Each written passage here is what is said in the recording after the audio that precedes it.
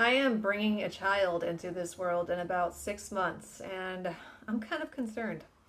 The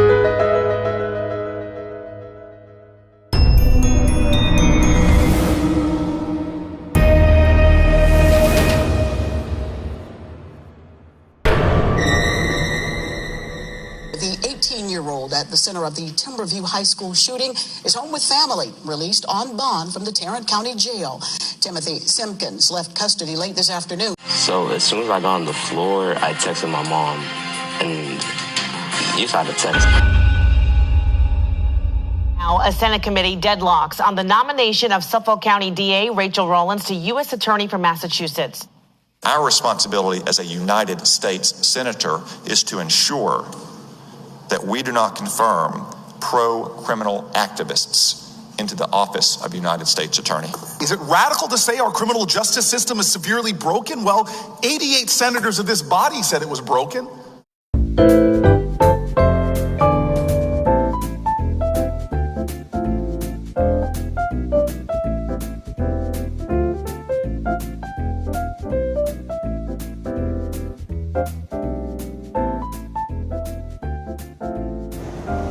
Welcome back to the channel. This is Anna's Thoughts and Musical Parodies, and I am Anna, your hostess. Thank you so much for being here today.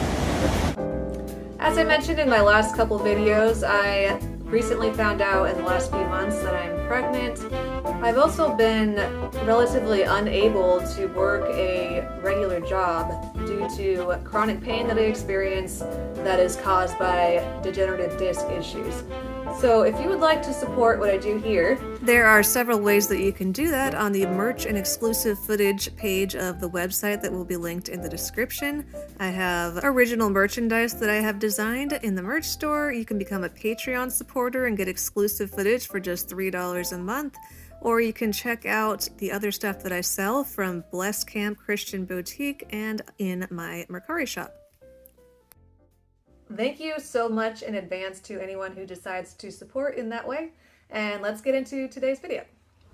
So this video was actually inspired by something that I saw in real life the other day that made me think of a verse in the Bible that talks about lawlessness being increased in the last days. And that verse is in Matthew chapter 24. And when I went and read through the passage, I actually decided that I should do a series on verses 9 through 14, which today will be the start of. It's kind of going to go out of order.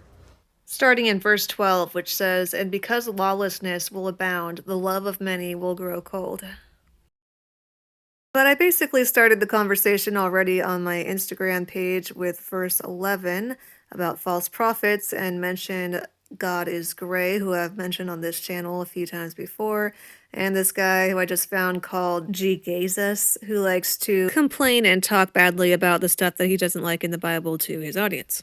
And Eve was framed, who was an atheist, and I had a little bit of a conversation with her on Instagram, and she's actually a pretty nice person, but she's spreading what I believe to be falsehoods about the Bible. For example, I do not believe that Eve was framed. So keep an eye out for that one on Wednesday, hopefully in the morning. But, okay, so here is what occurred the other day that made me start thinking about the topic of lawlessness increasing in the last days. So my husband and I were at the beach here in Southern California, just hanging out after we ate some tacos. It was a Tuesday. And we randomly saw this police car. It was like one of the SUVs roll up partly a little bit on the sand. And then I see this guy who looks like he's homeless. I'd probably seen him around before.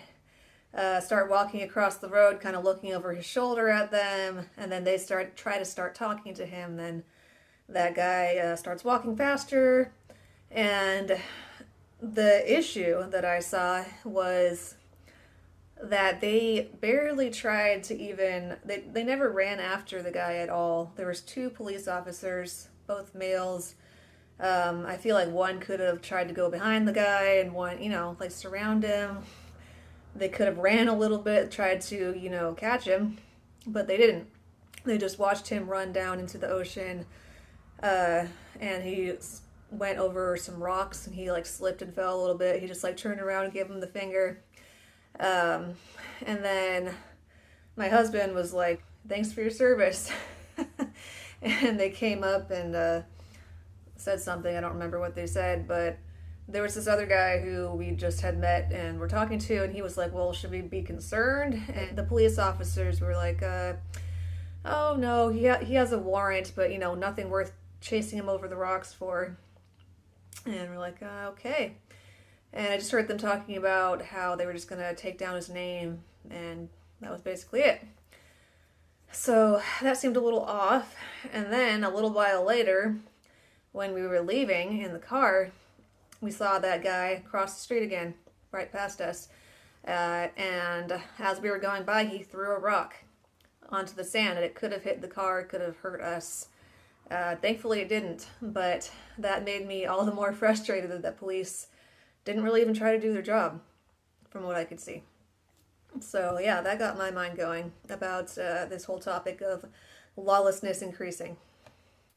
So continuing on that topic, Michigan Governor Gretchen Whitmer vetoes funding aimed at promoting adoption and aiding women.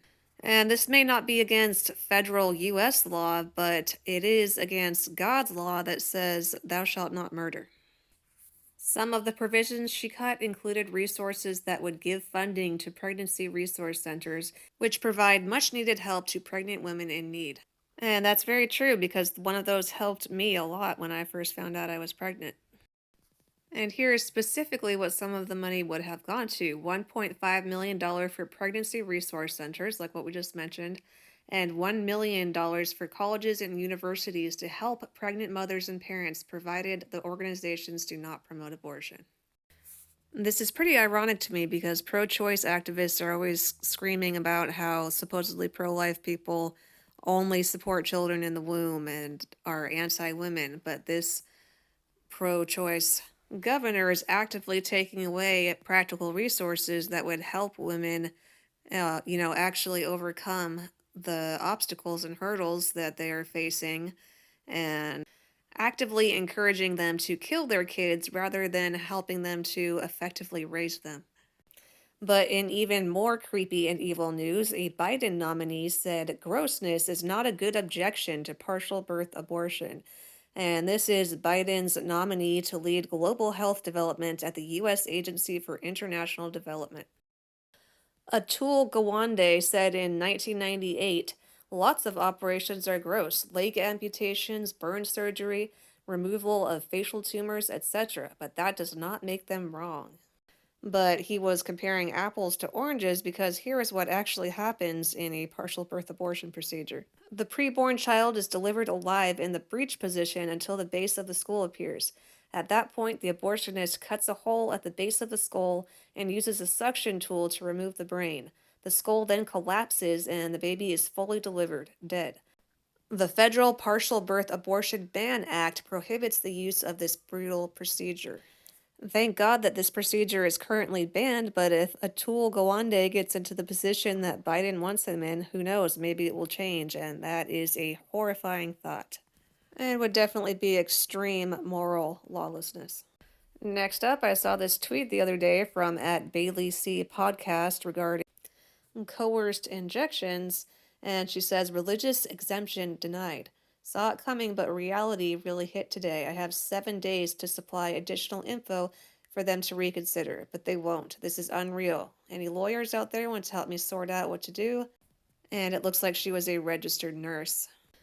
So my response was, maybe you can ask them where in their company policy it says that they are allowed to discriminate against their employees for their religious beliefs. That made me curious about how it does all work legally, so I looked into the U.S. Equal Employment Opportunity Commission at an article entitled, What is Employment Discrimination? And lo and behold, they said the laws enforced by EEOC protect you from employment discrimination when it involves unfair treatment because of your religion, harassment because of your religion. Both of these things seem to be happening to people who are denied their religious exemptions, denial of a reasonable workplace change because of your religious beliefs. Also at the bottom it says improper questions about or disclosure of your genetic information or medical information. And call me crazy, but it kind of seems to me that employers have been ignoring all of these rules recently.